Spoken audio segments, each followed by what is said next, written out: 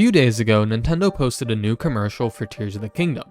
While it is less than a minute long, there are still some new details to catch in it. I will also be going over some small details that can be found on the Tears of the Kingdom website too, so let's jump right into it.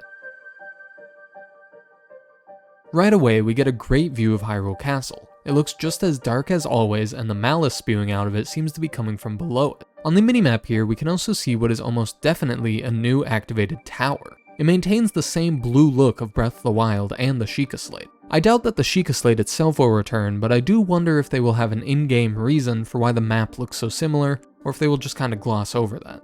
Next, we can see Link running on some of the railing that can be found across the Sky Islands. A pretty uniquely shaped Sky Island can be seen in the background here too, but not much else than that. Also, this is subtle, but a Majora's Mask sticker can be seen on the bed here. Here we can see Link building a pretty simple flying machine as we have seen many times. This time we can get a pretty good look at it though, as we can see two of the Zonai batteries and the stand that Link uses to control it. As it flies away, we can watch the batteries slowly drain too. A Korok circle can also be seen here, showing that Korok puzzles will make a return. The Triforce insignia can also be seen here, along with what looks like the Mask of Truth from Ocarina of Time and Majora's Mask.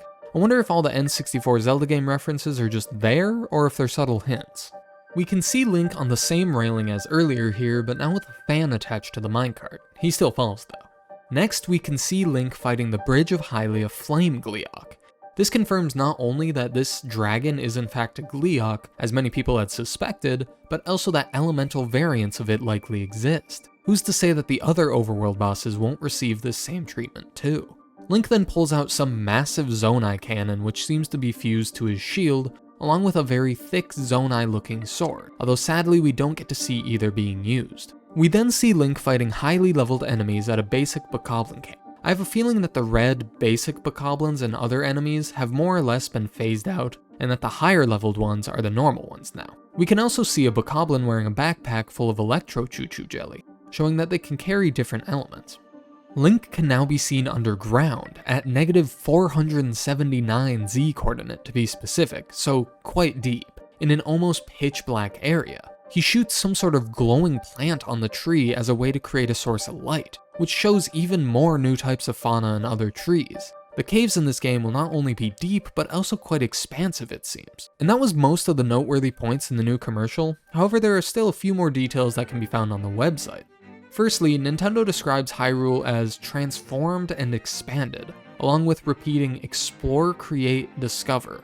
Overall, Nintendo's big focus this time around seems to be on creating, and from what we have seen of the gameplay, especially if you have watched all the new gameplay, only seems to confirm that. The Ultra Hand ability seems like it will be used very often in this game.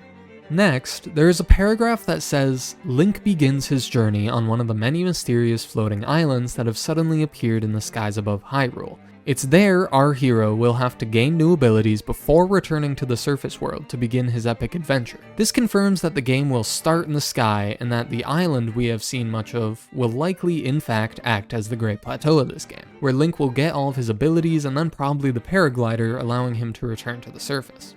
Speaking of the surface, the next part of the website explains that the sky isn't the only thing that's changed in Hyrule. Familiar locations have been dramatically transformed with new towns, dank caves, and mysterious gaping chasms springing up across the world. We knew that the surface and some towns looked different, but this confirms that there will be even new towns. I also feel like gaping chasms is noteworthy, as I wonder how this would differ from just the caves. We still do not know much about the actual story of Tears of the Kingdom though, and even here it only explains that Link must travel across the far-reaching land and skies of Hyrule to discover the origins of the mysterious gloom that is plaguing the kingdom. So not really sure what mysterious gloom that could be, besides the very obvious malice, but I almost feel like that won't be the main problem in Tears of the Kingdom, and that there is more going on. As I was editing this video, Nintendo actually dropped another new Tears of the Kingdom commercial. However, besides being able to hear more of the new music from the game, it mostly reuses clips that we have already seen before. The only new clips I spotted were of Link in his armored champion's tunic sheathing the Master Sword, a different angle of him ascending at a Bokoblin camp, a different angle of this shot where we can see some Sky Island debris landing, and Link running towards a group of Bokoblins on a stone talus outside of Hyrule Castle. And that's about it for now. Well, I know some of this may be well known because of the gameplay that many YouTubers have released, but I chose not to watch that and to just save that experience for my own playthrough. So I hope some of this was still new to you all. Thank you so much for watching though, and please leave a like and subscribe if you enjoyed. I would really appreciate it, and until next time, I'm KI Zelda, and I'll see you in the next video.